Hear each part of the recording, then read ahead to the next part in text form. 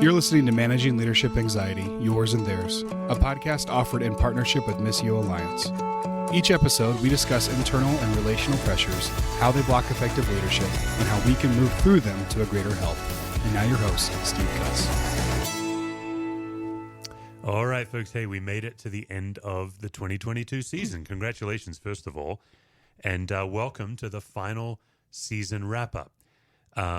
This whole season we've been really focusing on the nature of power and encouraging our listeners to pay attention to power dynamics. Of course, we often think of power dynamics by looking outside of ourselves, and so we have had guests on who are not from majority culture, for example. We've talked about men and women and the power dynamics there.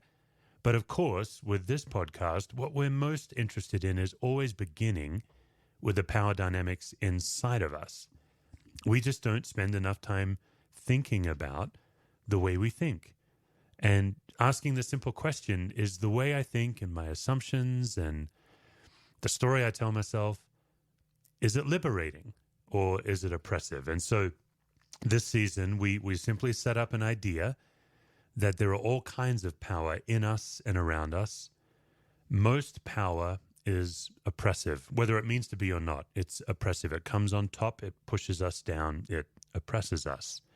But we believe and have experienced that gospel power, the power of Jesus Christ, comes underneath us. Paul says in Philippians 2 that God is a servant. It's an absolutely scandalous idea. No wonder no one really took him seriously much back then, because the idea that God would actually come underneath us in order to liberate us and set us free. Paul says it's for freedom that we're being set free. And when you first hear that, it just sounds like a circular argument, like it's for freedom that we're being set free. But actually, it's really the heart and soul of what this podcast is about. So most of you will be listening to this coming into December, X number of days till Christmas, however many it is for you listening. Like if you're getting this podcast hot off the press, which is where, my favorite listeners do. As soon as we release it, you download it. Then what? You're like 20 days until Christmas on this episode. But some of you are grabbing the podcast later. You're probably in a rush. You're probably hurried. And what we're hoping that this podcast offers is a little breather. Just a few minutes. You don't have to change your whole life. Just a few minutes to get off the hurry and reactivity treadmill. Take a deeper than normal breath, pause, and remember the Lord. Because the simple reminder is that God is with us, but our chronic anxiety says God is not with us. It's all on me. I must. And we become the active agent rather than the reactive agent. In the gospel, God acts, we respond. But in anxiety, we have to do all the acting. So when Jesus says that his yoke is easy and his burden is light, if we're filled with chronic anxiety, we hear the words of Jesus and we say, that's not true. Turns out we believe in the moment that God's burden is heavy, but that's because we're not carrying God's burden, we're carrying the burden of chronic anxiety. So this podcast, anytime I don't have a out-of-state guest, let's call it, you hear this sound. And I don't mean to brag, but my lighter has gotten much more consistent. And what I do is just pause and just light a candle. That's what I just did right now. This, of course, is the reliable olive oil, thyme, and patchouli candle. Just as a visual reminder, and for those of you listening, an audible reminder, that the light of Christ shines bright, and God's light shines brightest in darkness. And there was never a more dark season than that first Christmas when Herod was on a rampage and God entered the picture as a fragile baby. It's unbelievable. It's almost too good to be true. And God did that to liberate us. So in this field, chronic anxiety, the simple idea that some of the ways that we think actually oppress us and we can be free. And yet, if left unchecked, we don't end up experiencing the freedom that's available to us.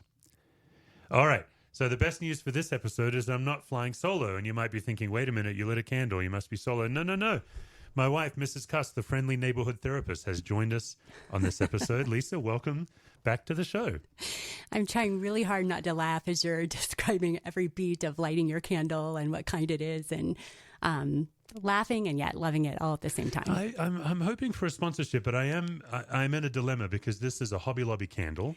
Well, I'm just thrilled that nothing was mentioned about the pumpkin spice candle. Pumpkin spice candle. Yeah. We're now in winter, basically. Yeah. We're moving on. Yeah. Yes. But since we've Into got the you, truly. what is your thought on pumpkin spice?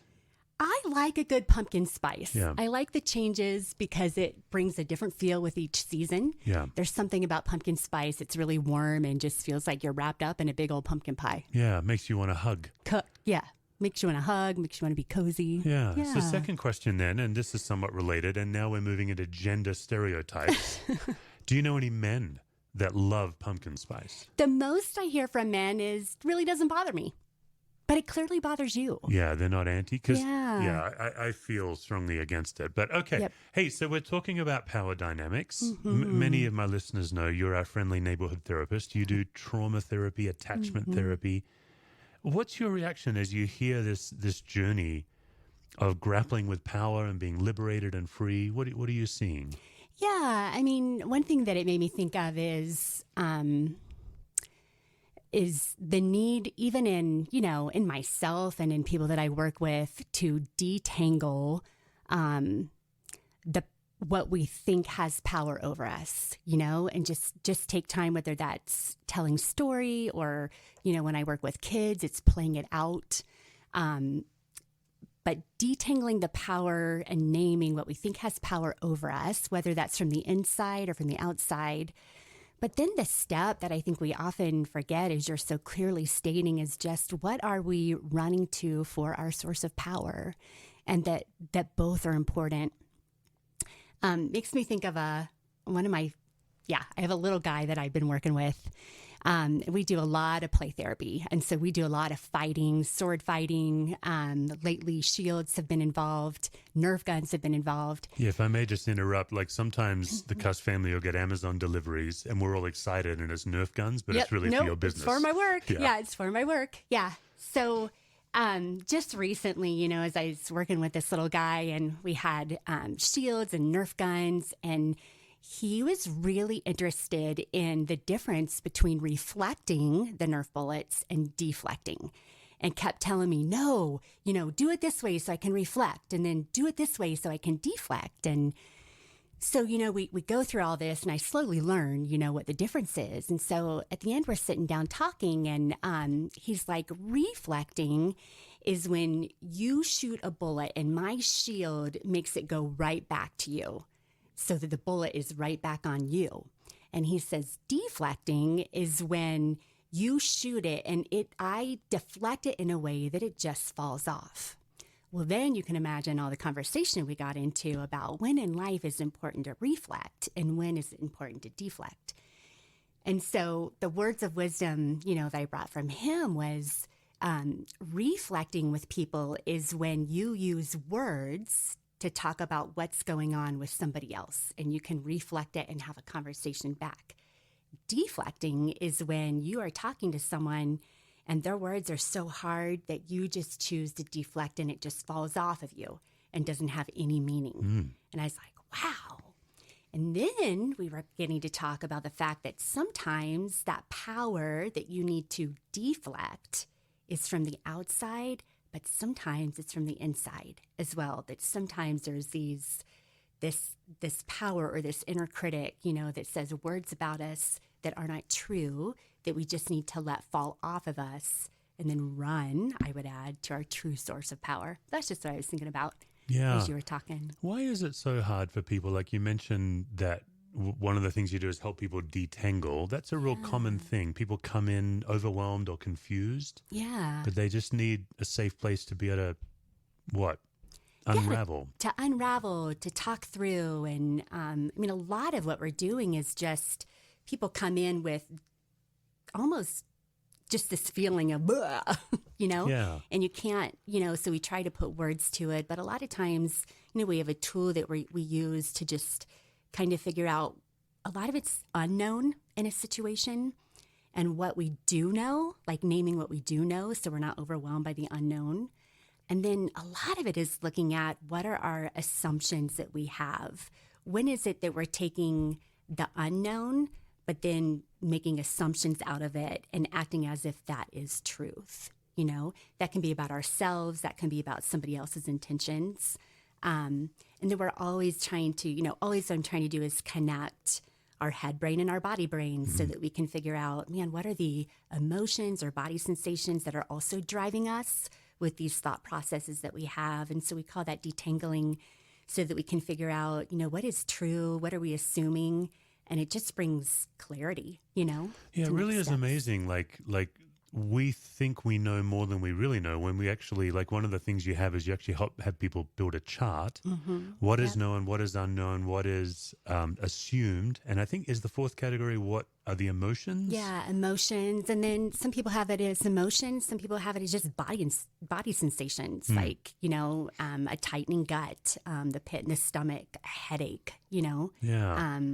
But what happens, I think, is we come in and we think we know more than we really know. And when we detangle, it's pretty disturbing how much we don't know and how much we assume based on what we don't know. Yes. And it kind of goes what we assume about other people's intentions and then often what we assume about ourselves. And right-sizing that and getting to truth, it's been just super helpful in honestly just even relieving anxiety and helping people feel more connected. Okay, so listeners, just the simplest thing, like all you have to do is draw 4 columns and get off the anxiety treadmill, and it takes just a few minutes, right? It could take longer, but it doesn't have to be a deep tool. Yeah. And you could just do 4 columns of what do I know, what is unknown, what assumptions am I holding, and you could just say, what am I feeling? Yes. And then I think, Lisa, sometimes you might need someone else's help with that, because if I were to fill it out by myself, I wonder if I would write things that I think I know, but actually someone else would say, actually, Steve, you don't know that for sure. Yeah. So even like when we're working with parents, and honestly, I've had to do this myself. Like if I'm hurt or frustrated by a recurring pattern with a kiddo, right? And, other parents that I work with, and we're trying to write down what we know, One of my favorite ones is often comes up, what I know is this kiddo is manipulating me. We're like, okay, let's talk more about that. And any time we assign intention to somebody else, it's an assumption. It's not a known. So we're always looking at behavior that we see or just any observance when we're trying to figure this out, and then figure out our feelings and reactions so that we can bring truth and try to figure out what's going on in us and what's going on in the space between us. To bring more healthy connection. Yeah. So for those of you long-term listeners who are fairly aware of our tools, this sounds a lot like third space, the idea that you can learn to notice when you've crossed into someone else's brain. Okay, so just really tangibly, as you head into the Christmas season, maybe you're carrying a lot. It's a really simple tool. Just 4 columns. What is known? What is unknown? What's assumed? What am I feeling? And maybe even phone a friend and have them help you. Because that's one of the things we train people is anybody can learn to listen to assumptions in other people and offer that back as a gift. Yeah, absolutely. You used a word where you said a parent might come into you and say, my child is manipulating me. It's interesting, Lisa, like I notice on Twitter particularly, sometimes in interactions, people very quickly start accusing of gaslighting. And we were doing a masterclass together where this came up as a question, and I thought this would be helpful for the podcast. I wonder if you'd be willing just to help us understand what's gaslighting, what's manipulation, and what's the difference between the two? Because a lot of people say, wait, am I actually gaslighting? Is something else going on? Because it's a very strong word. When you say someone's gaslighting, it kind of shuts down the conversation. Might also be true, though. How would you define gaslighting, first of all? Yeah, and I mean, golly, it's a really important conversation. And I think, the more we get into, I mean, how great is it, right, that gaslighting is so well known right now, or is becoming so that we can catch it, so that we can bring freedom sooner. And it's also a term that is thrown around quite a bit, and can cause quite a bit of fear as well. So basically, I look at it as if we have an umbrella and the umbrella is named manipulation, there's going to be all kinds of things underneath it with varying degrees of severity, right? So lying is a form of manipulation, stretching the truth or just kind of twisting it. And honestly, these are things we all do, right? Where would be a form of manipulation. Triangulation is a form of manipulation. And often, the motivation behind these things is a form of control, but it's more about getting what we want. And we are stuck in knowing how to get what we want or to get what we think we need, or we're afraid of showing up with what we really think we need. So we just kind of twist it. And that would be all manipulation. And then, toward the other end, the more severe end of this umbrella would be gaslighting. And gaslighting, the motivation is not just control, but having, total control over another person to the point where you're trying to take away their agency, their autonomy. You're trying to alter their sense of reality. Most of the time, isolation is used as well to try to have power and control over them. So beyond just, this is something I really want, I'm trying to get what I want, you're trying to gain your power at the expense of another and taking theirs away. So that's kind of the main difference. Yeah, or in gaslighting, you're even trying to intentionally disorient the other. Oh, yeah. To get something for yourself. Altering the reality, bringing, the person into disorientation. Clarity is a very common thing that a person who is being gaslit is trying to find. And so the gaslighter will go back and forth between taking a role of empowerment and then taking a role of manipulation and, extreme forms too, right? But they go back and forth between empowerment to keep the victim confused and unsure of what clarity and reality is. One of the things that we tell kind of someone who is a victim of being gaslighting is that you're always looking for clarity, but you need to look outside of the person who is gaslighting, because they'll continue to just distort and disorient.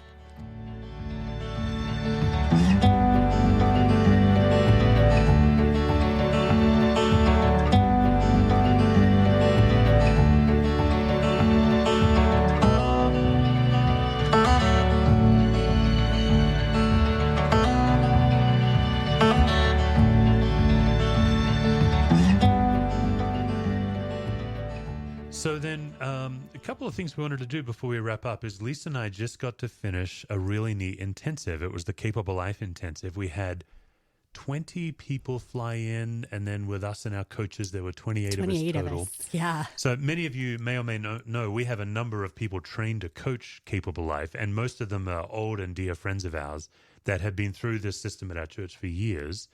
So it's a rare treat that you and I get to work together in this form, and we got away for 4 or 5 days with these people. We had someone come in from Spain, from Canada, all over the place. It was so much fun, and it was our first time to go to Lost Valley Ranch. So big shout out to Lost Valley Ranch in Colorado. That just feels like an absolute gem of a place in the middle of nowhere. Yeah, with mountains surrounding, horseback riding, archery, fly fishing, like all kinds of things. Foodie level food. Oh, the food was absolutely off the charts. We went in thinking, we had this schedule that we would have an hour meal, and then, we'd get to work, and then we ended up having meals that are just slow and intentional and would last anywhere from an hour and a half to 2 hours.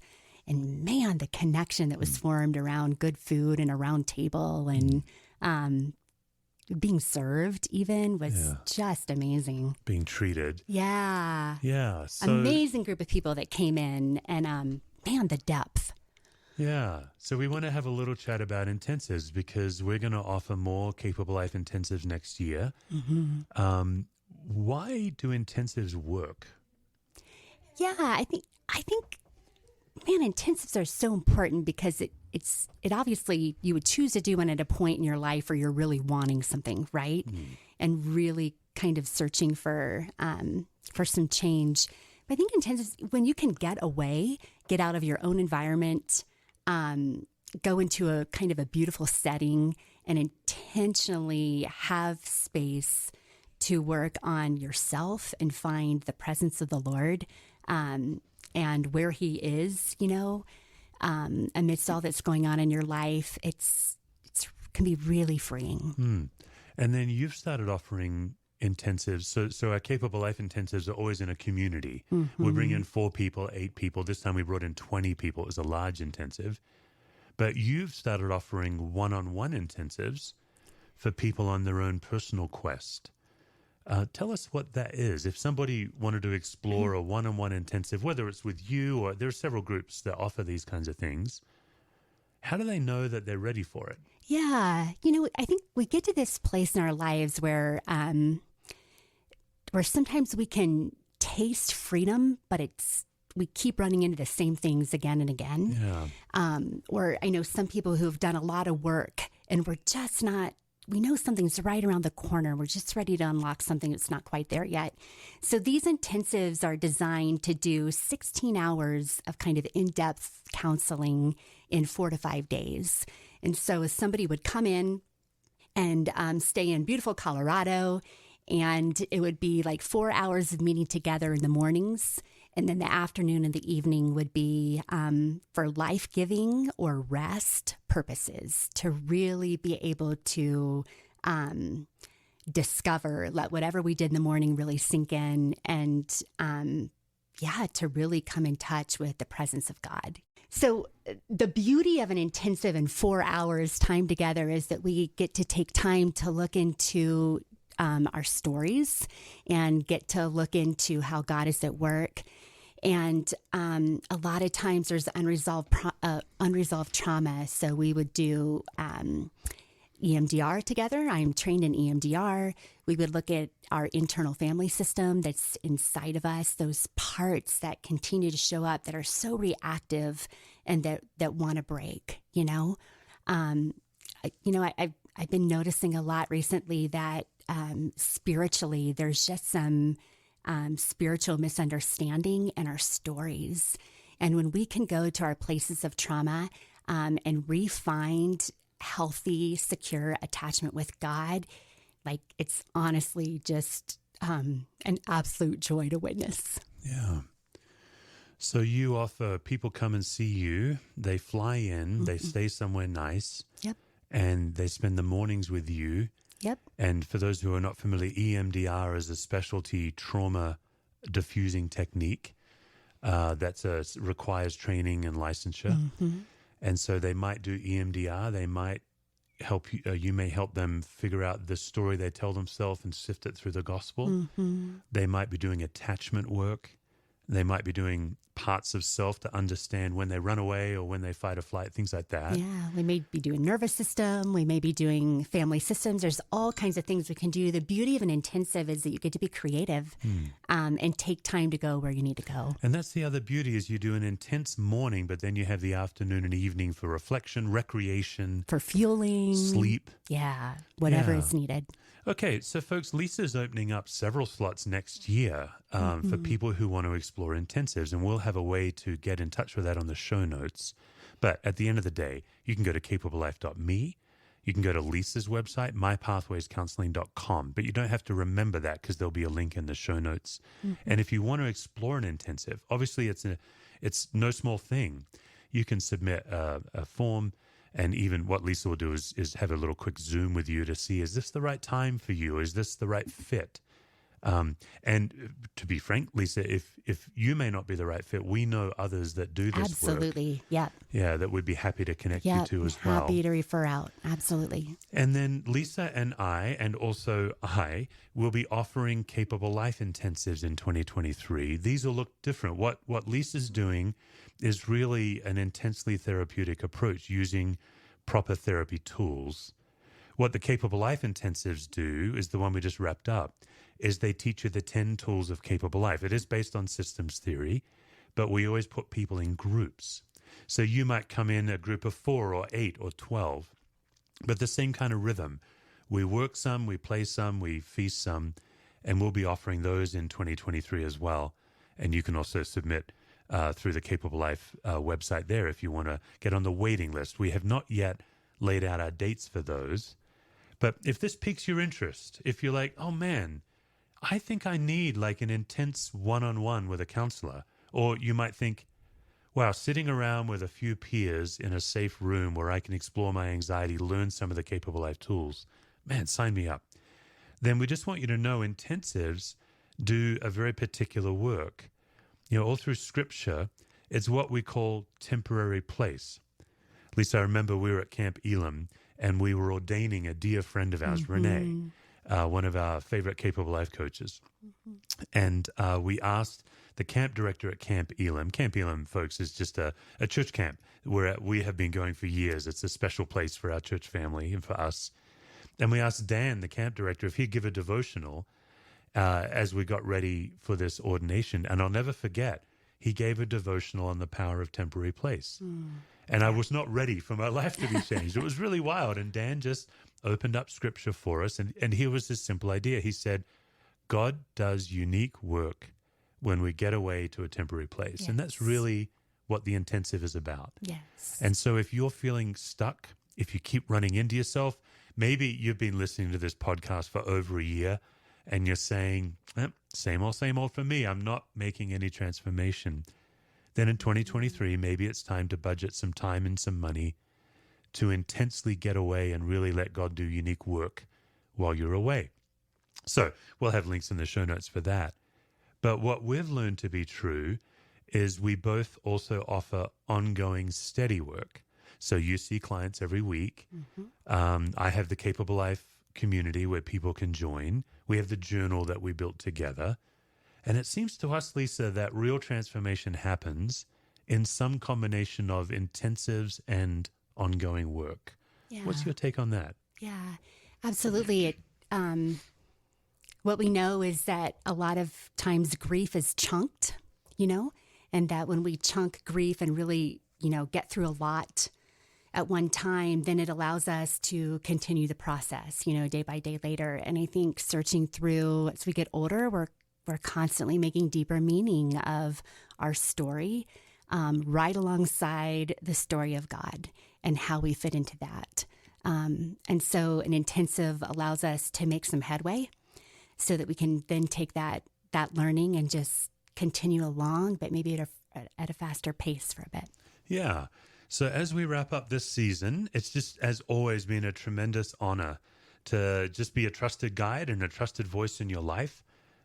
Every season we get more listeners. It's really humbling. We've been doing this podcast since November of 2018 when we first started. I remember reaching out to some people asking if they'd come on the show, having no idea if they'd say yes. And some of those first guests, Lisa, I'm just thinking of like Nancy Ortberg, who's become such a dear friend and a trusted voice. Yeah. Kay Warren, I remember she was one of the first people to say yes. Makoto Fujimura. Of course, our dear friends Jeff and Sherry Surratt, Glenn Packiam. I'm just thinking back to that first season, and I think we were so excited because we had like 300 downloads a month. But it all started with people who believed in us. Yeah, believed in us, and then have really helped us meet some incredible people. And just to give you a preview of next year, we'll go back to that format of sometimes it'll be me, sometimes it'll be me and Lisa, sometimes it'll be a guest that we're interested in 2023. We'll be back in, I believe it's the second week of January in 2023. But listen, just as we close, I just want to continue to challenge you. It's the one gong I keep hitting. You can't listen your way to change. You can't read your way to change. You need a safe space. You need a trusted guide. You need someone that's been down the road that can help you. You need someone that's been trained to put together a set of transformation tools. You can do it the hard way. Lisa went back to graduate school and got a mental health degree. Then she did 2,000 hours of supervised therapy to become a licensed therapist. I did 1,600 hours of supervised ministry in clinical pastoral education and chaplaincy, and then studied systems theory in grad school, and then read every book I could find and forged the Capable Life tools. That's the hard way. We've done it for you. Mm-hmm. Or you can do it the easy way, and you can let people like us create a path that you can walk. All you have to do is walk the path. So capablelife.me, you can grab a journal if you want a 12-week experience. You can sign up for the annual membership, which is our deepest dive and honestly our best value. You can get on the waiting list for an intensive for 2023, and we'll email you and follow up as soon as we have dates. But listen, there's no need for 2023 to be more of the same. If you're tired of more of the same and try harder, next year can be different. We'd love to help. If we cannot help you, we know many people that can. We'd be happy to connect you with those people. We hope you have a fantastic 2022 Christmas season. We hope it's full of the peace and joy that Christ promises that is often elusive. And thanks for joining us. And Lisa, thanks for jumping on the show again. It's always good to be on. We'll see you next year. For more resources, visit stevecusswords.com or missioalliance.org.